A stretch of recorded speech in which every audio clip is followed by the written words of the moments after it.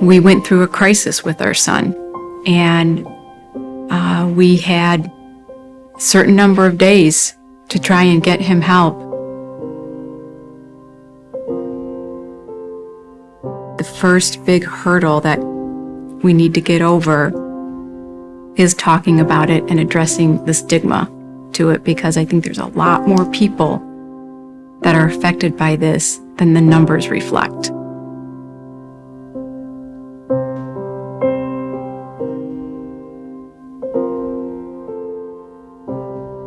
You would be surprised to know how many kids in a building of 2,000 might have thought that they needed to die, get out of the pain, escape from whatever adversity and whatever pain, pressures, problems they were experiencing that night before, and have done something to end their life, woke up in the morning, got dressed, went to school, and didn't tell a soul. Researchers say that for every young person who dies by suicide, there are as many as 100 others who are seriously thinking about ending their lives. Tragically, we may not discover who they are until it's too late. This film, produced by Kevin Song, documents 4 stories where the mental health of young people is a priority and where committed leaders have seized the initiative to address the stigma of suicide and create a culture for better mental health, and in doing so, are saving lives. The first is the story of West Bloomfield High School, a high-achieving school of some 2,000 students that in just 3 years experienced the suicides of 4 students and a teacher. One of the things I had to reflect upon when we had the suicides that occurred is what was my role as a leader. Everyone in the school was very, very depressed about what was going on, and we were struggling. The community was struggling, and people are saying, well, what are you going to do? What are you going to do? And I really didn't know what to do. I wasn't trained. Enter Ryan Buehl, a former student and friend of Principal Watson, who started a company called the Live Network to develop a whole new approach to teaching mental health in schools at an age when youth are becoming most susceptible. The name of the program is Prepare You. The key concept behind Prepare You is that individuals learn through a process. They learn through an experiential process. It's very important that they're getting these tools because they are at a critical intervention point in making lifelong decisions. So there's 15 classes that are intentionally designed to take them through an emotional arc so that by the time they get to 7, 8, 9, the top of the arc, they have built relationships within the group. They've built tools to understand how to process anger, how to challenge their distorted thinking, how to engage. Anytime you start something new, there's always going to be resistance. In education, there's a strong addiction to certainty. So there was a little uncertainty, which made people a little uncomfortable. We implemented it in 9th grade health because we really wanted our students to have that base. And it was also a natural fit within the health course because there is a component about mental health that is covered in our health curriculum, but not to the extent that it should be covered. As a freshman using Prepare You, you don't know how to go through high school. You're so used to middle school and how easy it was your 8th grade year that once you get to high school, it hits you like a train. And you get slapped with homework and tests and reading and all of that. And you just get this overwhelming sense of stress. And with Prepare You, it helps you learn how to deal with that. The program for Prepare You was set up for teachers to have lesson plans for 15 classes. When it comes to some of the material that it looked like was coming down, it was like, am I even qualified to teach it? Prepare You's components contain a student handbook that every student keeps. It's like their own personal working journal. The teacher gets a teacher manual that guides them, this 5 minutes do this 10 minutes do that. They also have a teacher portal. So within the teacher portal, they have the in-class videos that are played within the classroom, and they have the training videos that's class by class. It teaches them also if they want to dive into more understanding group process, as well as an entire library of content that's constantly updated from leading experts. There's a lot of students that got a lot out of this, and I think because of individuals talking within our group, the connections that got made are things that we will never be able to actually quantify. We know they're there. Kids would say, I learned something that I'm not alone. The thing I liked about doing it with Mr. Garrison is that he made it known that he wanted to create a safe environment. Like every day in class, we'd have these circle talks and he'd give us a topic and we could discuss it as a class. That way you build a relationship with the teacher, a form of trust, and with the other classmates, because he told us nothing you say leaves this room. We just went to another level of understanding each other, and it's not just the kind of friendship that lasts through high school. It's the kind of friendship that's going to last a lifetime. The kids are crying out to us that one, they want to talk about these things. They want a meaningful way to engage and understand their own mental health. To them, they are seeing this in the news, they are seeing it in conversations everywhere, and they are looking for the administrators to give them a meaningful experience that allows them to not only understand their own mental health, but to be able to normalize these conversations with each other and to give them tools that are going to help them be more successful in the world in the future. Every single school in this country is dealing with these issues right now, and they're not going to go away. They're not going to lessen. So often in schools, we forget that the basic needs of our students need to be met. We'll provide free or reduced lunch. We'll make sure that they have a clothing drive, but we've done nothing to address mental health. That student can't move forward if those mental health basic needs aren't met. Mental health is going to impact every single student you have in your building. That student who doesn't do well in Spanish 1 still can be fine. The student who maybe struggles through Algebra 2 is still going to be fine. The student who doesn't know how to have self-care and doesn't have the mental health skills that they need, they're not going to be fine in school. They're not going to be fine later in life. Friendship Circle is a community organization providing friendship and inclusion to individuals of all ages with special needs. Teens from neighboring communities volunteer hundreds of hours a year at Friendship Circle under the mentorship of teen director Rabbi Yarden Blumstein, who noticed that his teens had some needs of their own. A few years ago, as I was engaging these teens and networking with these teens to volunteer, we started picking up a lot of teen isolation and teen crisis. And that kind of stems from the idea that Friendship Circle initially started as a place that people who felt isolated and alone could find a home and find a community. So teens were reaching out and saying, could we get that same friendship? Could we get that same support? Could we get that same community? And therefore we created a program. It started with just a little bit of training and programming, but eventually turned into a full-flung program called You Matter. And that's what we're running today. For quite a while now, I have struggled with anxiety. I was trapped with my anxiety until my sister came up to me one day when I was struggling and told me about this program called You Matter, and I immediately wanted to become involved. I felt like it was something I needed to be a part of because it stressed such an important message. You Matter is first of all a message to teens that they matter unconditionally. It's not their scores, their grades, their achievements, their sport capabilities. They have value, inherent value, and it's not based on what they're doing. Teens are so much more in touch and in tune with information that adults find out so much later in the game, if we find out ever. And therefore, they matter to those around them. They could do something about it.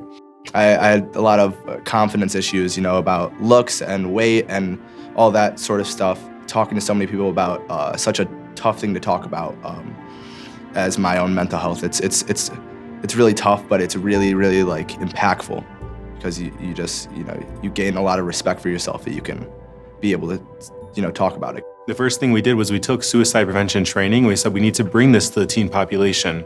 We need to empower teens with the tools to identify when their friends are in crisis and what they can do about it. So the world leaders in suicide prevention training is an organization in Canada called LivingWorks. And LivingWorks has a variety of models out there, and they have a 3-hour model. It's called Safe Talk.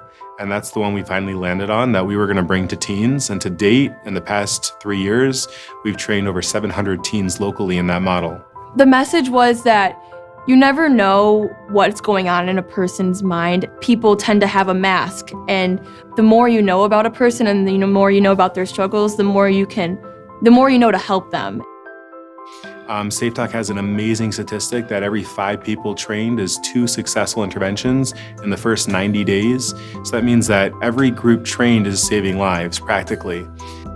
The neat thing that we're doing is that in this community, we're creating people who will speak and that will talk about things like depression, anxiety, eating disorders, suicide. And I think it's important that these words should be used. They can't be ignored. They can't be considered bad words.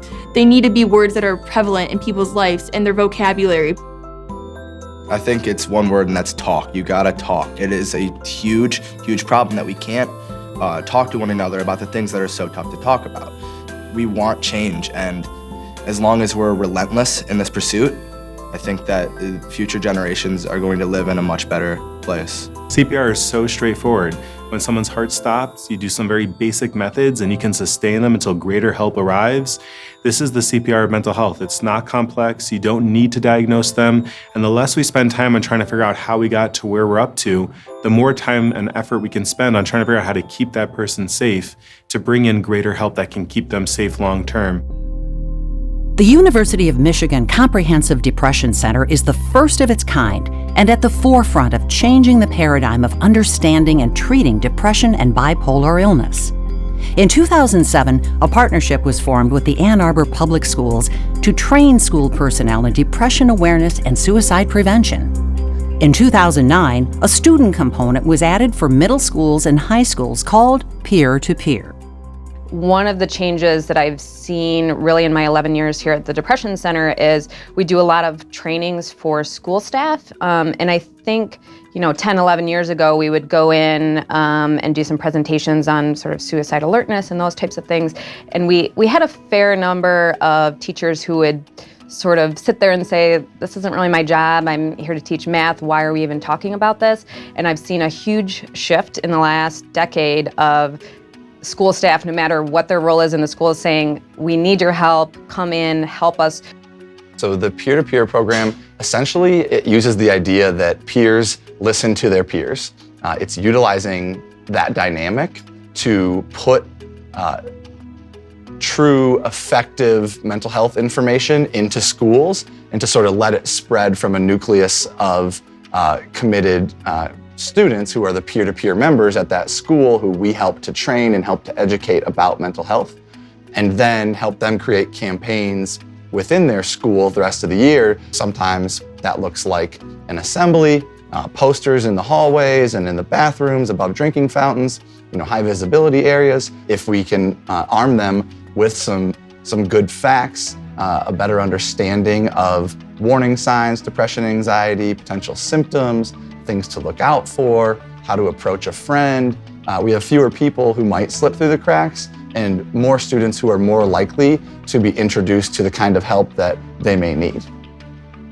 So how that works is in the fall, the students all attend a one-day educational conference where we teach them about depression, anxiety, coping skills, things that can impact their mood, such as sleep, substance use, and even social media. Then they go back to their schools and they brainstorm what they would like to do for their campaign. They bring this campaign proposal to the Depression Center so that we can check that they're providing safe and effective messaging for their students, and also they're providing resources with their campaign messaging. We bring them all back, all these schools, for an end-of-year celebration. And then this end-of-year celebration, they talk for about 15 to 20 minutes each school on what they did for their campaign, and they share it with the other schools in the program. Yeah, so I do think one of the unique things about peer-to-peer is that it's designed to be able to adapt to the times, because the power and the information is with the kids. And so nobody's more up on the times than the current generation of students. And so before social media was a thing and a problem, obviously that wasn't a part of their campaigns. And now that it is, they notice it and they talk about it. And some of the schools have even created accounts for their peer-to-peer group.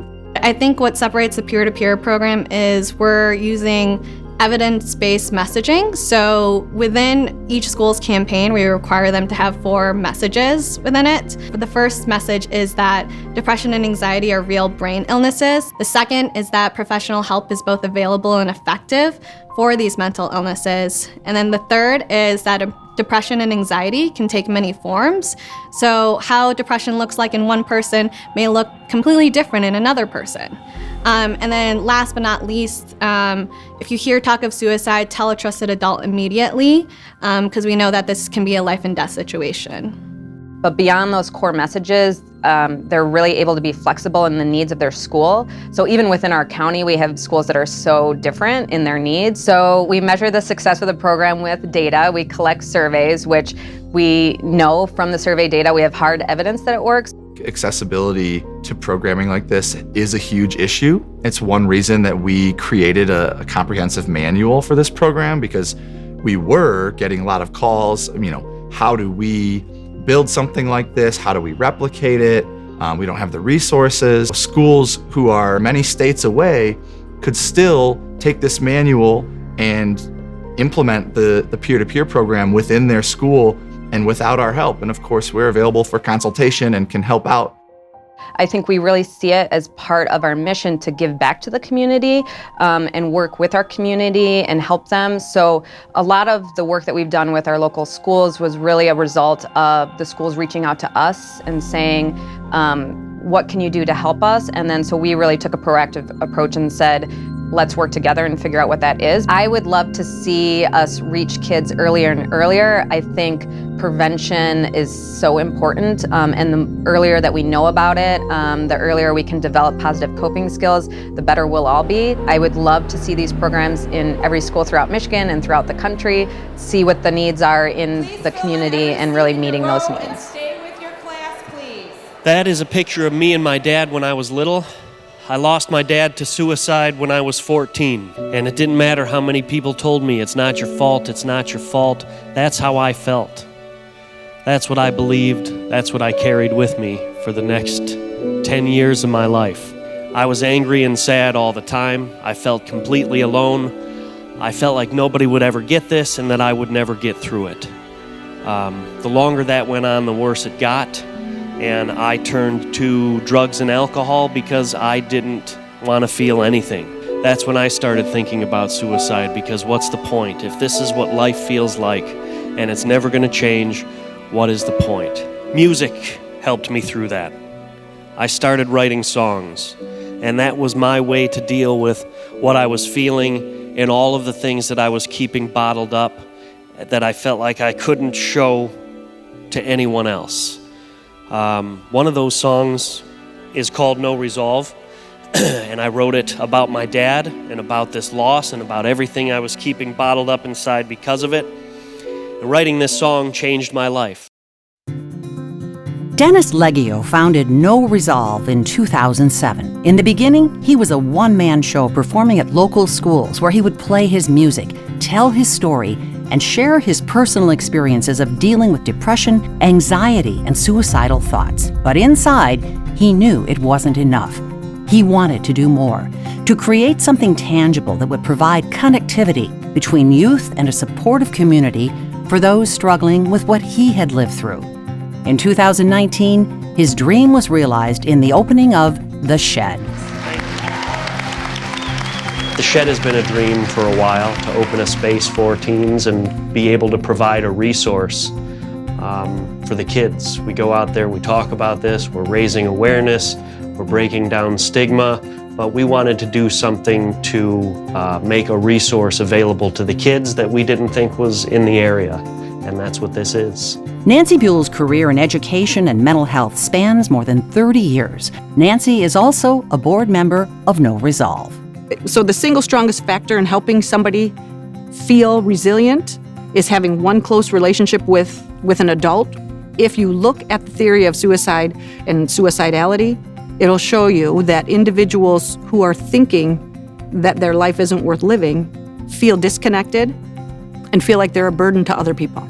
If we want to make a difference to help save lives, we need to show people that they are connected to us. We want to relate to them on a human level and show that we care and we're non-judgmental and that we can hear the tough stuff of life.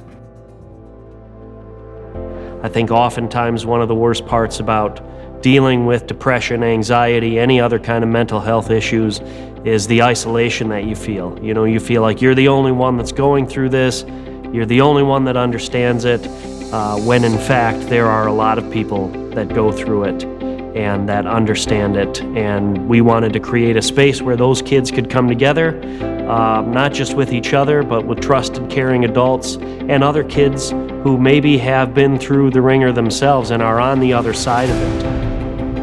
I originally ran away from home back in September, and one of my school counselors thought that this was going to be like a really good place for me to come and express myself and be myself. The teenagers are kind of scared to express themselves and be themselves because they're afraid to get judged, or they're scared to just be themselves around other people.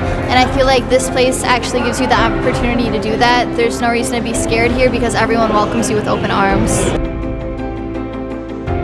In my 20 years as a high school counselor, I have seen a lot of changes, and there has been a big increase in our youth having mental health issues, anxiety, depression, phobia of coming to school, stress. And unfortunately, I think they've lost coping skills due to social media and the technology they have. Trust is definitely like, it's built on a foundation of people that you can rely on, people that have been loyal to you and will keep your secrets, and they're always going to be there for you when you need them. I definitely have a very trusting relationship with all of the people here, and I feel that other people can build a relationship like that. What I think is working is giving them a voice. If you want to do something for teens, you need to ask teens what they want. You need to involve them in every step of the process. Ideas, decision-making, planning, follow-through, follow-up. Their voices want to be heard, and that's something that we want to honor. So we're collecting their input. This space looks like they wanted it to.